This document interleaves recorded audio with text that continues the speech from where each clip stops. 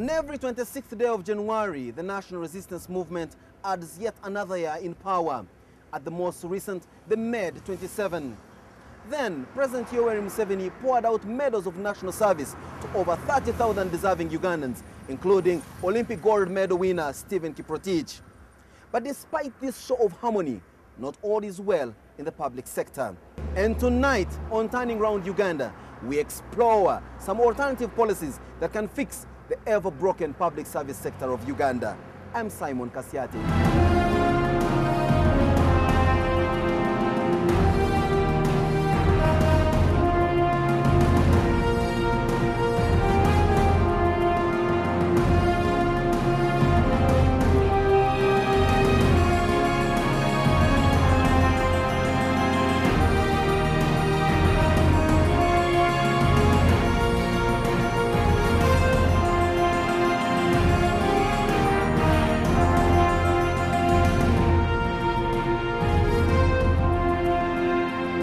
This is Turning Around Uganda, the alternative policy series.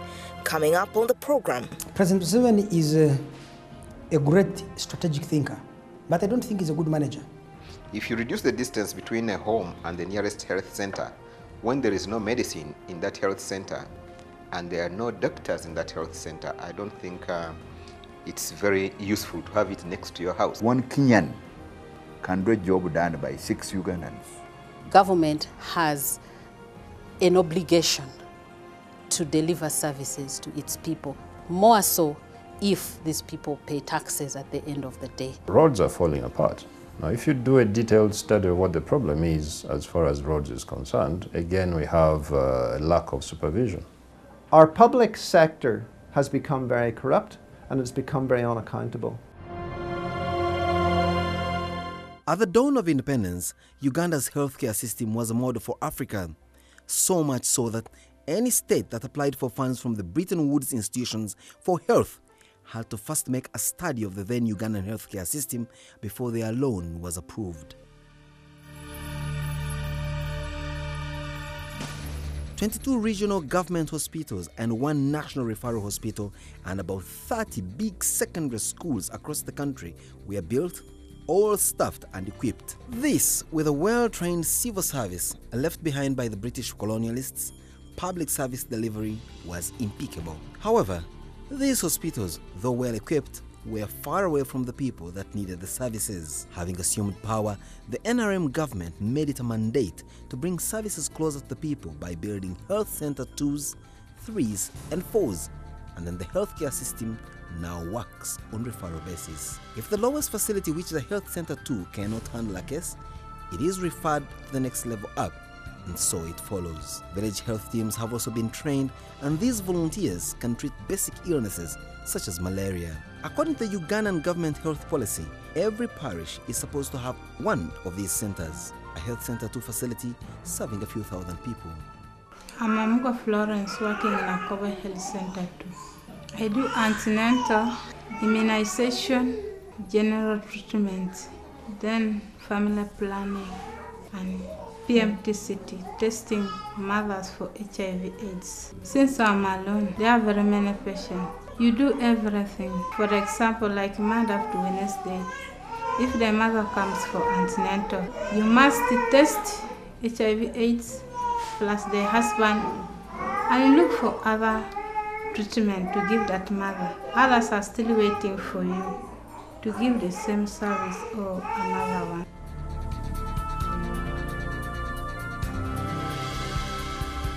We have a maternity, but it's incomplete. I came here in 2011.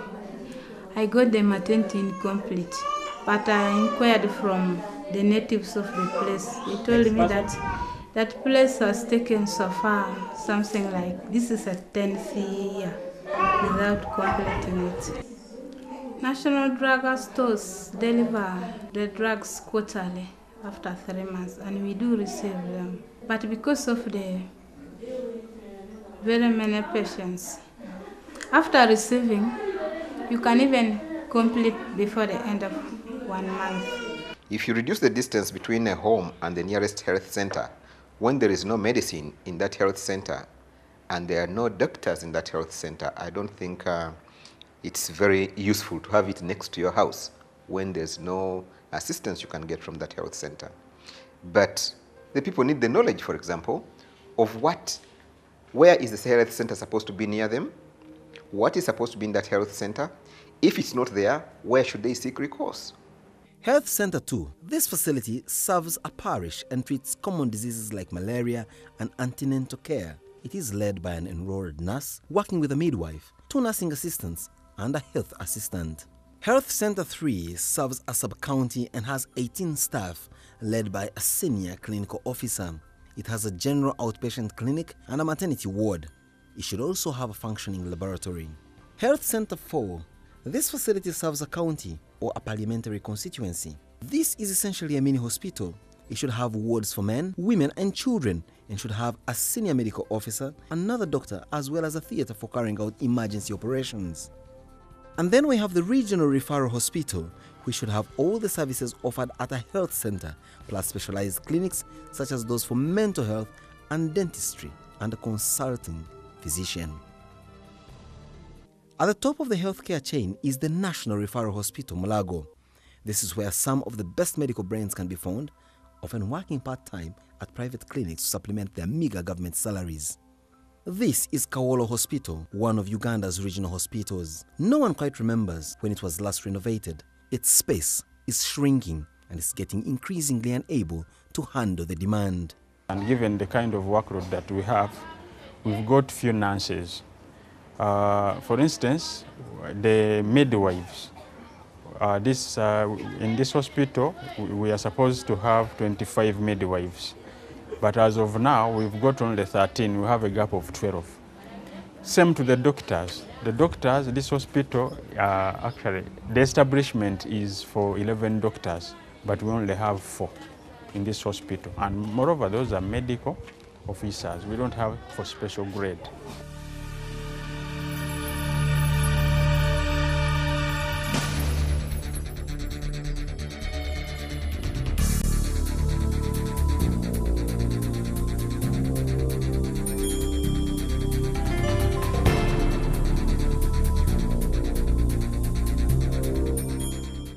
At independence, Uganda was not only a healthcare model, but also education was the best in the region and continent. Education was only for a few well-to-do children of chiefs and political elites, hence King's College Budo. And that's how we entered into independence. The first programs that are opening up education to everybody are UPE, Universal Primary Education, and Universal Secondary Education. And that's why the numbers of students have rocketed. That is aimed at creating a population, one, that has attended 7 years of education. The assumption is they have picked some skills. They have picked some knowledge, they have picked some mental skills, they have picked certain attitudes and emotional levels, and their bodies have been trained. One, that's why even PE today is compulsory, although it is not being done carried out by a lot of schools. So USE and UPE are aimed at pushing our population into formal school. UPE is built on a very weak foundation, that we have no teachers again. Schools inspectors are very few. There are very few schools in this country that get inspected or supervised as a routine, because we don't have inspectors. The funding for schools is very low. Now, people listen to ideas about UPE and they forget that under UPE, the government contributes 1,500 shillings per pupil in some places. Now, what does that do? I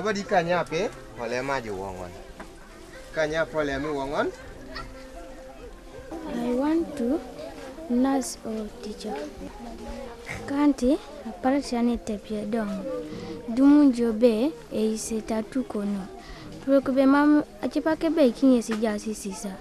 Mam bodo si pedo tebo bisi shangi no joke. The main aim was to reduce poverty by equipping every individual with the basic skills for survival and entrepreneurship. NCDC, which is the authority, has proven that the children are lacking basic skills. So when we talk about O-level, draw your picture. By the time somebody finishes senior 6, are their communication skills really improved? It is the same. The same finding for me, O level, goes even to A level, and it goes even to university undergraduates and graduates. Because also at the higher level, university graduates are described like they qualify without proper communication skills.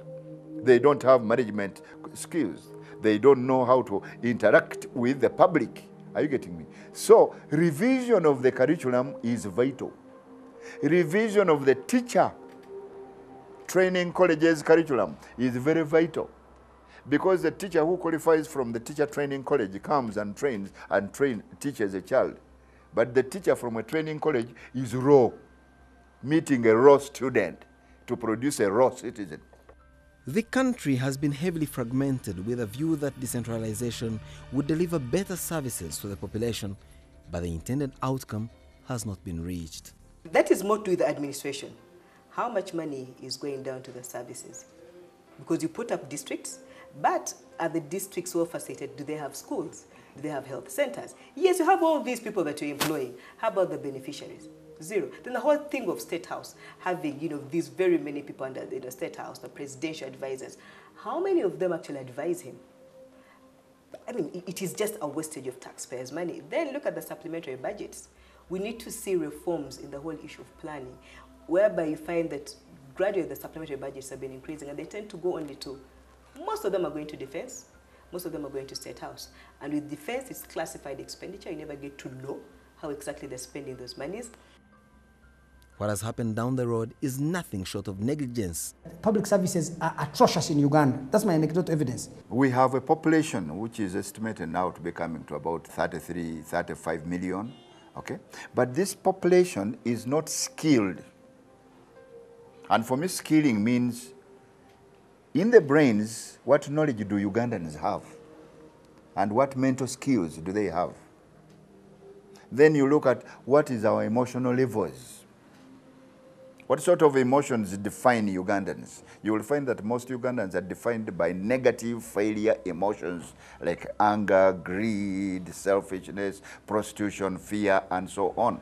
Number 3, when you look at the ability, the physical ability, first of all, the population is sickly, the population is slow, the population is lethargic, the general body of a Ugandan is extremely very weak compared to the fitness and availability of the body and presence of other nations. When you look at the statistics in developed countries, and let's take Japan, for example, okay? Japan works for 18.5 hours out of 24. It is estimated that Uganda, as one of the third world countries, when I go to work, on the average, when you go to work, you take the workmanship and productivity of Ugandans, we work for 2.5 hours out of 24 hours.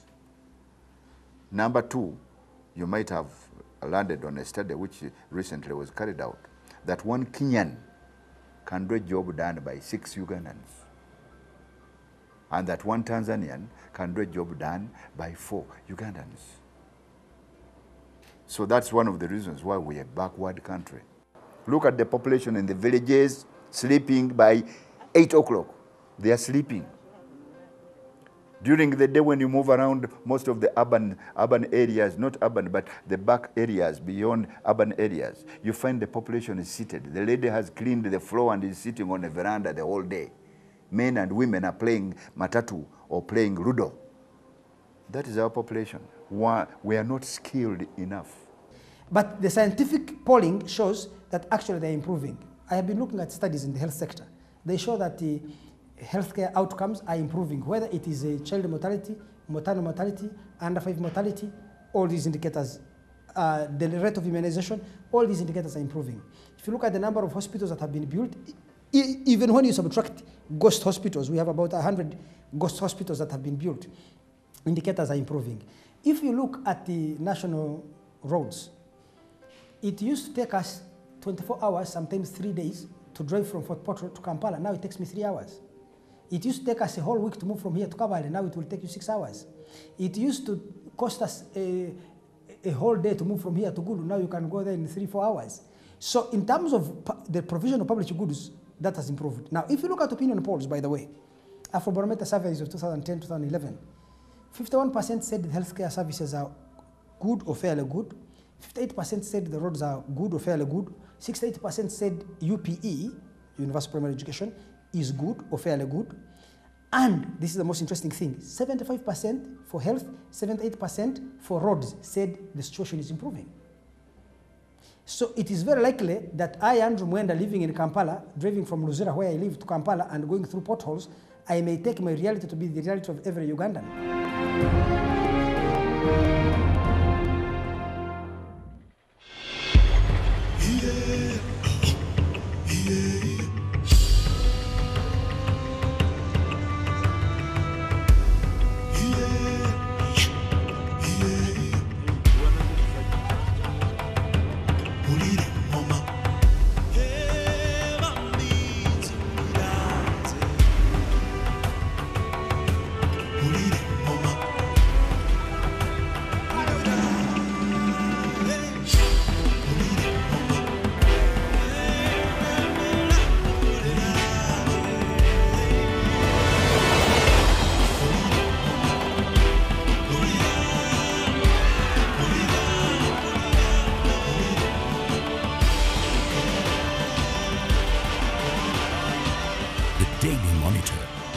A paper dedicated to bringing you the truth every day.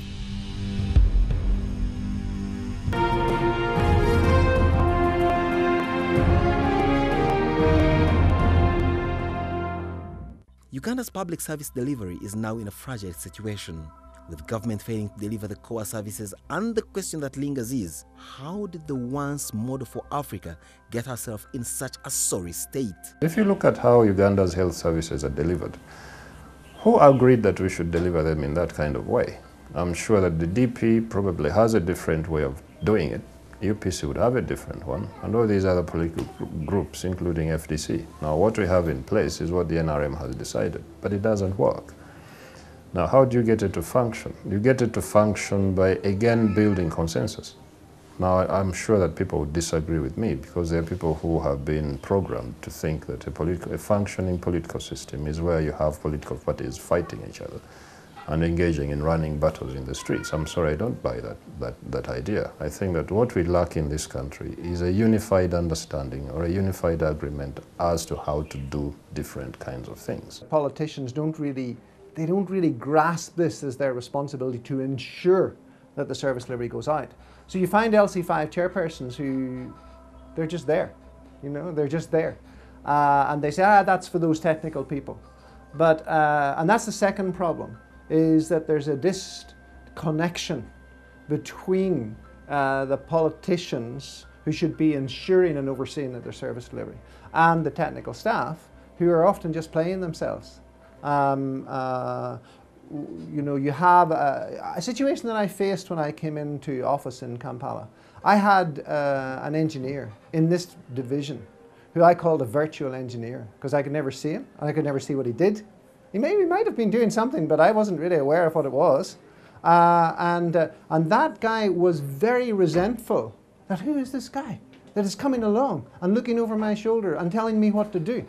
But unless we have that engagement between, you know, say if it's an engineer on the roads or if it's someone who's supervising education or someone's in public health, and where the politician is aware and is ensuring and is involved to ensure that there's service delivery, then what you find is that the public sector staff, the people in local government and ministries and so on, they start first of all saying, no, you're not my boss is the PS, my boss is the town clerk.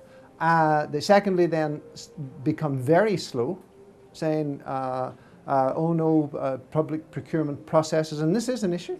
And then thirdly, they then start to be corrupt and run off with the money, as we've seen in the Prime Minister's office. Focusing specifically on the healthcare system. The healthcare system in Uganda is bedeviled by corruption, by incompetence, by inefficiency, lack of supervision, weak structures, and really generally a very weak local government system. Under this government, many health units have been constructed in the countryside. Now, whichever district you go to, and I have been to many, and I've been doing research on this issue for the last 15 years, you'll find many new health units. They haven't built many hospitals, but they have built health units. Because I think that underlying the idea of primary health care is that you start addressing people's health problems from the grassroots. Now those units are there. Do they function? Yes and no. They function, but not in the way that they should.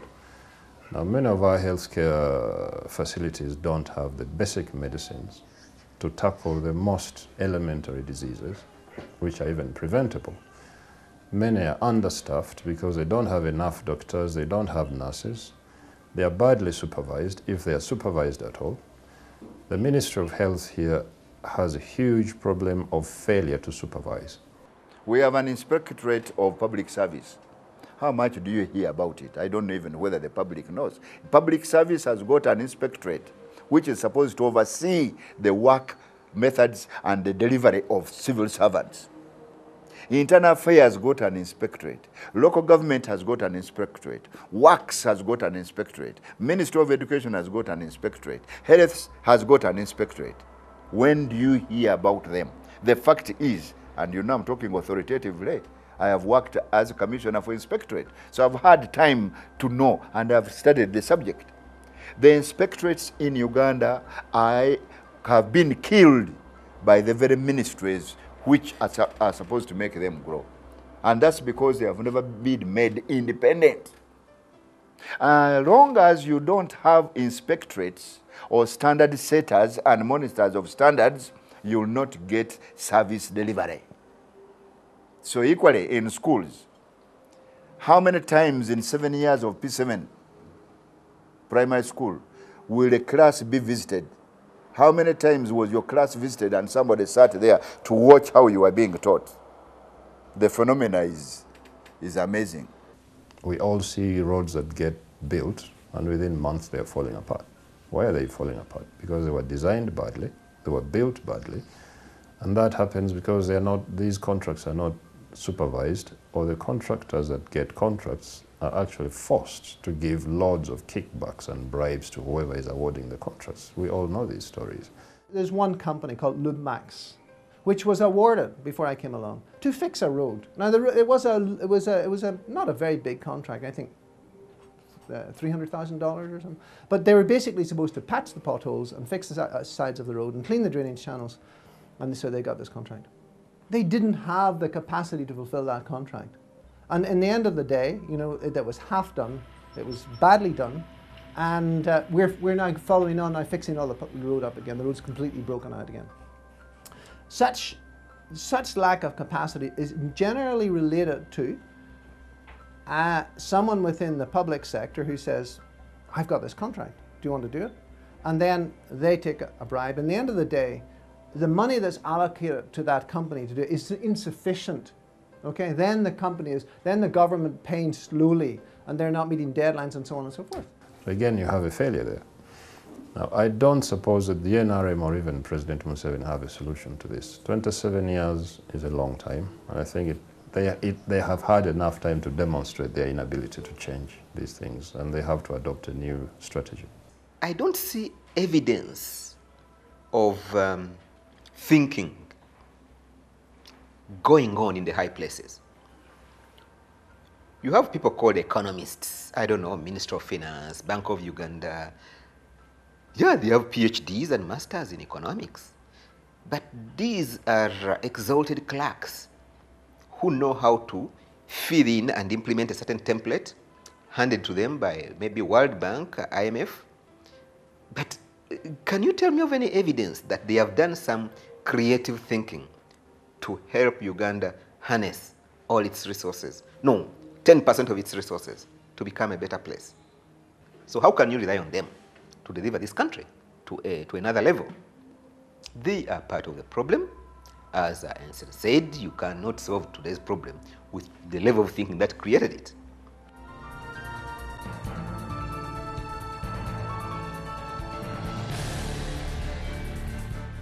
Stephen and Uganda mono yo medugulu town ge yo mabe because we take golo me duong ka kar chwene no yelo chalo dano chalo ngwe iguri no dugu teko especially chalo one border.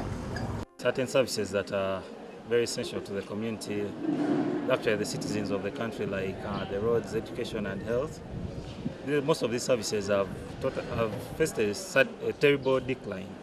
Like the roads have a lot of potholes. Even if they try to reconstruct them and widen them, find that still they construct the small lane roads, like a 2-lane road instead of widening it.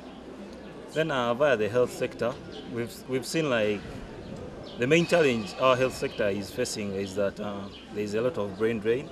The government should try to cut down brain drain, whereby if we take a case study of the teachers in Uganda, most of them have left Uganda for Rwanda because Rwanda pays better off than Uganda. So I think the government should come around and then try to increase on their salary.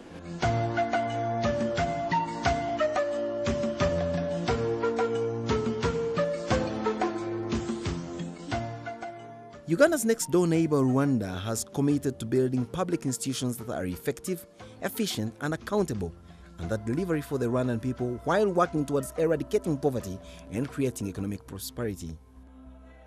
Rwanda is very different from Uganda. First, I think President Museveni is a great strategic thinker, but I don't think he's a good manager. Most people think Museveni's problem is because he micromanages. In fact, I think he does not manage. He manages by abdication. Because if I was President Museveni, I would say every week on Monday, I'll have 4 meetings. In the morning on health, another on education, another on roads, another on agriculture. Only 4, every month of the week. For people in roads, I will ask, we were supposed to build a road from here to there. What has happened? What is the quality? If you keep holding people to account on a daily basis like that, you'll be able to achieve outcomes. But the president can spend 2 years without meeting people in the road sector.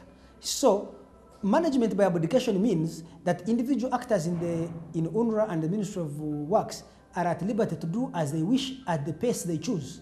And because he does not have constant monitoring of the progress they are doing, then he loses his plot. So he can think of big infrastructural projects, but he's incapable of realizing them because he needs short-term management skills to ensure that he delivers on that. Now, I think that President Kagame has very good management ability. He is able to hold people to account on a weekly basis to ensure that they deliver against clearly stated national goals. Now, across the border, because it's an autocracy, when the top autocrat, the president, says, we will do this program, then his public servants and the people in the public sector, they just say, yes, sir. And they get on with it. Why? Because they're in fear. It's not, you know, they're motivated to do it, yes, for the good of their country, but also because of fear. Because they know if they don't do it, they will get in trouble. But here, we have people walking off with large sums of money. You know, then we have all kinds of stuff happening. It gets in the newspapers. But there isn't a lot of consequences for a lot of this thieving, and certainly for somebody who goes into a public sector job and doesn't do anything, there's no consequences at all. So until we actually get some focus and some consequences for not doing your job, then we're going to be lost as far as the public sector is concerned. If you go to Rwanda, they have the same problems of understaffing, they have the same problems of difficulties in procurement of all kinds of things because Rwanda's economy is a small one. However, you go to rural Rwanda, you'll find cases of absenteeism don't exist in rural Rwanda. I have been there, have spent a great deal of time in Rwanda studying their primary healthcare system. Health workers are supposed to turn up at 8 a.m. in the morning. You go to any clinic in Rwanda at 8 a.m., it will be open. They're supposed to leave work after 3. You go to Rwanda at 3 p.m., you'll find them open. It's not the same thing in Uganda. I was reading a newspaper yesterday where people in Nakaseke were demonstrating because the healthcare facility they have there doesn't open on time and the nurses don't turn up. I haven't encountered those instances in Rwanda. And as I told you, I've been studying our healthcare system here for 15 years. I've only been studying Rwanda's for the last 3 years. And I haven't seen the same problems that I see here. I have not encountered a single clinic in rural Rwanda that doesn't have the basic medicines. I haven't seen it. Now, they may not have the best of equipment, but they do have the basic equipment that they need. Now, yesterday again, I was talking to a friend of mine who was in Mulago a few days ago. Now, you go to Mulago and see the crisis there. Patients lie on the floor, they lie under the beds, there are no beds, there's nothing in Mulago. Mulago is creaking under a huge weight of patients that go there. There's no infrastructure to manage. I haven't seen any similar scenes in any Rwandan hospital I've been to. When Turning Round Uganda returns. In Uganda, since the public sector is not delivering and the private sector is doing some good, the alternative policy could be a public-private partnership, or PPP. And that is the case study of Lesotho.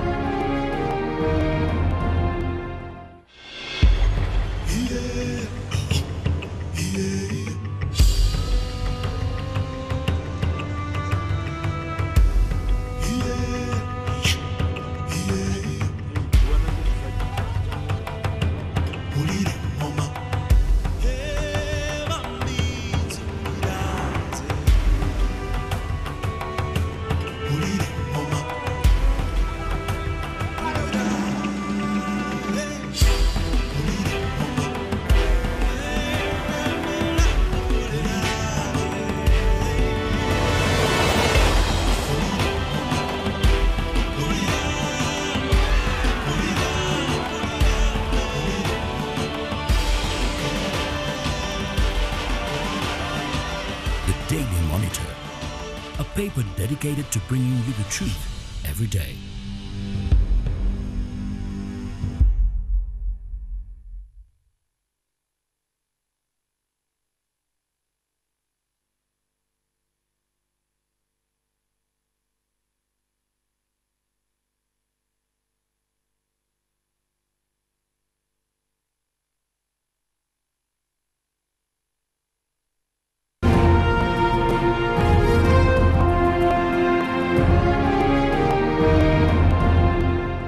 The aim of Turning Round Uganda is to find an alternative policy or find a new way of thinking or a best practice that has worked elsewhere in the world and particularly in Africa. Our public sector has become very corrupt and it's become very unaccountable. And we need to stop channeling money through things like the Office of the Prime Minister or whoever, where people are taking cuts and slowing up service and so on. I had someone coming to me this morning. They're supplying tractors in northern Uganda. It's a commercial organisation. And previously, GIZ had been giving money to the Office of the Prime Minister, which, you know, was then, we know what was happening to that money, and that was supposed to go for the purchase of tractors to go to northern Uganda. When they did the audit, they found that the corruption was in the Office of the Prime Minister, but the commercial company was fine, okay? So what GIZ has done now, they just cut out the Office of the Prime Minister, so they deal directly with the private sector. There's nothing wrong with that, because we need to grow a strong private sector. And if we've got money coming from our development partners, our government, and it is fairly allocated, and it is helping to grow the private sector and delivering the services officially, then what's wrong with that? In Uganda, since the public sector is not delivering and the private sector is doing some good, the alternative policy could be a public-private partnership, or PPP. And that is the case study of Lesotho.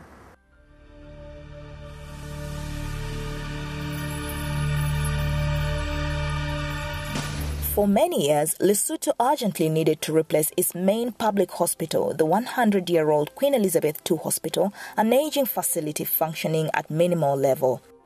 In 2006, to maximize the use of limited resources and ensure long-term improvement in facilities and services, the government adopted the Public-Private Partnership (PPP) approach for a new hospital.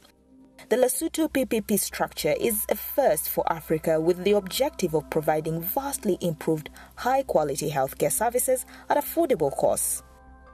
Tsepong, the private operator, is responsible for delivery of all clinical services, including recruitment of doctors, nurses, and other health professionals, and provision of all medical equipment and all pharmaceuticals necessary for clinical service delivery. The government provides Tsepong, the private operator, an annual fixed service payment for delivery of all services, escalated only by inflation annually. The government also retains the role of monitoring. The PPP Lesotho agreement includes a detailed list of both clinical and facilities performance indicators that the private operator must meet in order to receive full payment from the government. Failure to meet a performance indicator will result in a severe penalty and deduction. The Lesotho Hospital PPP has demonstrated that it is possible in a low-income country to embark on a very ambitious project that is affordable for the country and patients, attractive to the top-quality private investors, expands services to more people, and has the potential to deliver high-quality healthcare services. The private sector is more able and more efficient at delivering services because there's a shorter line of accountability. And there's more of a focus on the results because the public are calling the private sector to tasks in. You know, if you don't deliver results, we're not coming back to your hospital or, you know, whatever. Today we have a situation where we have headmasters of primary being actually assessed by sub-county chiefs. Sub-county chiefs today cannot assess a headmaster because they themselves are not performing. How does a non-performer assess another performer? Government should have put aside another group of people if they want to improve, to evaluate head teachers. You get me? So, systems of evaluation.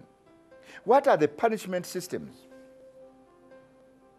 When somebody doesn't deliver, and one of the weaknesses we have in Uganda, a lot of people, 90% of people don't want to touch anybody who does something wrong. It is like we have fright of non-performers. Because we ourselves who are supposed to be dealing with it, we are non-performers ourselves. So non-performers league together to produce a non-performing community and produce no services. Let's say we take a hospital, and let's say so many doctors have been seconded there. And then these doctors have decided to be absent and go and do their private stuff or not be, you know, there. The way of calling those, the medical superintendent of that hospital cannot call that doctor in and fire him.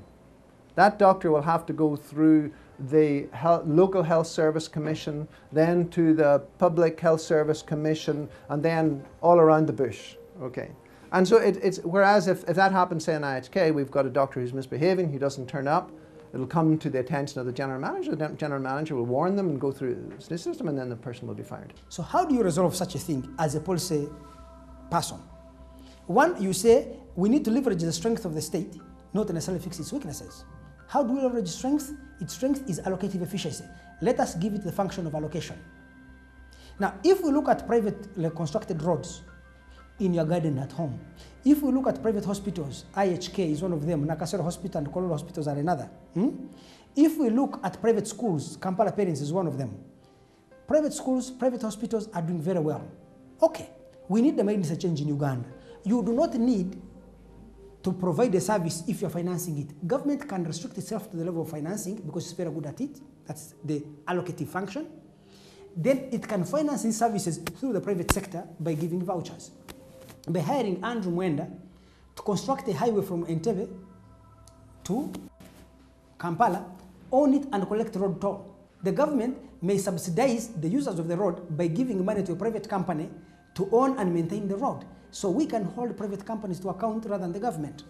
Because the government can fire people, but it may not change its behavior. If a company loses money, it goes bankrupt and its private shareholders suffer. So I personally think as far as possible, the delivery of public goods and services in Uganda, I repeat the word, as far as possible, should be done through the private sector, whereby the state retains the financing function, but outsources the provision function to the private sector. So what we need to ensure in any public-private partnership is that there is a fair process of awarding, that there is sufficient money that's awarded to allow the service to be delivered, because even whether it's health or roads or whatever, there's a cost involved. Then that there is an independent process of audit. You cannot have, you can't, as they say, leave the jackal to guard the meat, okay? You cannot have an engineer, I'm taking roads again, who does the specification, who sits on the contracts committee, awards to his favourite contractor, and then is the guy who inspects and says, no, this road's okay. So when the motorists are still falling into the pothole and the guy has signed off that this road has been done. So you must have something that where the audit, okay, and the inspection is independent, right, from the people who are awarding the contract, so that there is proper audit. Now, and this has been done, in other countries. You draw up the terms of reference, you draw up who's doing it. Unfortunately, I do believe that we're going to have to go away often from our government people, and we're going to have to bring in these independent companies, the PricewaterhouseCoopers of this world, who work to international standards and can be sued if they don't, and that they're brought in literally to audit that, yes, the service is being delivered. However, some people do not agree with the idea of public-private partnership. Yes, we must have the PPPs because they encourage a merger between the public and the private mechanism of delivering services, but no, the government should not abdicate its responsibilities to the citizen if it is to retain its legitimacy. So I still feel that for the poor man in the village, a PPP might not do. They still need these services from the health center, from the primary school, and from the district or urban road authority. The aim of this program, Turning Around Uganda, is to figure out alternative policy or reforms that Uganda must undertake if she's to change the tide and foster development for the country in the years to come. I would look at the issue of pay, the pay reform agenda of government that was embarked on in 2002, and enhancing pay across the board. What government is doing now is selective pay awards, and these selective pay awards don't actually increase or equitably distribute services across the board. Instead, they bring about dissatisfaction, they lower morale, and in essence, actually limit the service delivery that was intended. Take count. Know all your workers. How many teachers, for example, I don't know if anybody has known how many teachers we have lost for good or bad reasons to Southern Sudan. Who is counting? The moment you don't count your wealth, you are destined to be poor all the time. If you look at the health sector, there is a very high vacancy rate across the board, right from the referral hospital to the health centers 1, 2, 3, and 4. Right now, the vacancy rates across the board, I think, stands at about 42%. If that could even be raised, you know, if it could be lowered in your terminology to about maybe 20%, and you have the right skills in the right places, then I think that would be a very good reform. How many science teachers do we need today? I cannot tell you authoritatively. I don't think anybody has the figure. If anybody has got the figure, there's no single program that has been put in place to produce the science teachers. So I think, take care. Have a department that is doing that. Presently, I'm not very clear about which department handles that. If the department is there, please announce yourselves on the TV and radio so that the public knows that you are the ones managing the population and the productivity of our population today. We need to think outside the box. We do need to think on, and we need to wake up, and we also need to get good people into both the public sector and the political sector. What is this? I mean, what is this about? People who are entirely capable now, who say, no, I don't involve myself in politics, I don't involve myself, this is our country, and if I, as a Irish Ugandan, can actually say, well, I'll put my hand up and, for service delivery in my division, then why not other people? We can't improve service delivery by just talking about it. We must walk the talk by putting systems. One time I was even imagining that supposing I had consultants, they can be foreigners. And I brought them here to reorganize the inspectorates of Uganda. I assign them, give them a contract of 5 years. Let them make those inspectorates move. And I empower them. Within 5 years, you could see a difference. People working for government is taken for granted. It is permanent and pensionable. Even when you are asleep and not performing, you put your hand there and the salary goes on your account. It's the most dramatic and negative drama that we can ever have. There is no balance between earning and service delivery. You get me? So really for me, I think it's looking at the whole system, but we must change the ideology also. What is the general thinking of Uganda? Have we decided to go tough or to go soft? It's an ideology. When I come back to Kampala, KCCA, it's the ideology Madame Musisi and her team have. They have gone on to say, we are going to be tough, not compromising. If you park on the pavement, we are going to charge you.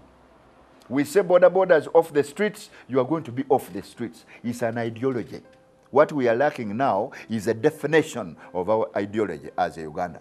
When you compare our ideology with Rwanda, Rwanda has decided to be serious in every angle. And I'm calling upon the leadership, the entire leadership in this country, to have a clear ideology. No nonsense, no nonsense. We've tolerated nonsense for so many years. If you don't deliver as a permanent secretary, go, lose the job. If you don't deliver as a headmaster, lose the job. If you throw rubbish anywhere, action, meaning. That is what is going to save our grandchildren and save this country. I'll leave you with 3 great quotes from 3 great personalities, which I dare say, if their message were to be espoused by you and I, this would be a much better world than it is today. We start off with Albert Einstein. He says, if people behave well simply because they fear punishment and expect reward, then we are indeed a very sorry lot. Archbishop Desmond Tutu adds that do a little bit of good wherever you are. It's these little bits of good put together that would overwhelm the world. And Mahatma Gandhi caps it all by saying, you be the change you wish to see in the world. That's all on this edition of Turning Round Uganda. It's been a pleasure being with you. Do not forget to keep sending your comments and remarks to our Facebook and Twitter handles. The name is Turning Round Uganda. From all of us at Turning Round Uganda, it's been a pleasure and have a wonderful time.